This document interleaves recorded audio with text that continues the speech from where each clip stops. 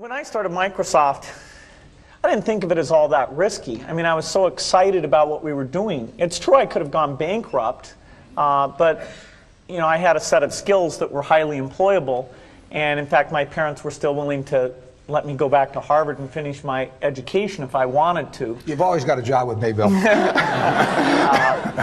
And the thing that was scary to me wasn't quitting and starting the company. It was when I started hiring my friends and they expected to be paid.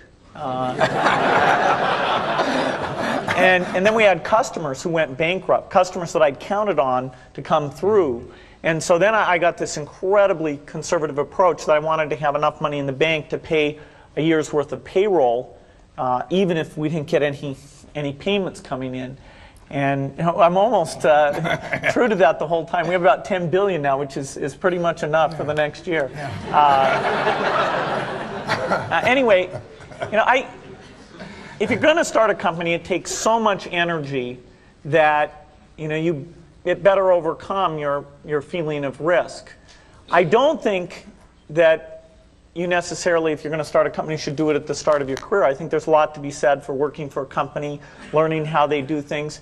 You know, if you're young, it's hard to go lease premises. They made that hard for me. You couldn't rent a car when you were under 25 at the time, so I was always taking taxis to go see customers. And the people would, you know, people would say, well, we're going to go have a discussion in the bar. Well, I couldn't go to the bar.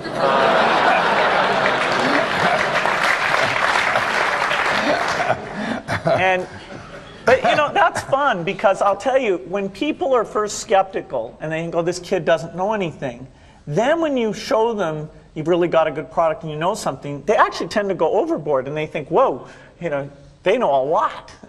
Let's really do an incredible amount with these people. So our youth, at least in this country, was a huge asset for us once we reached a certain threshold. It is hard.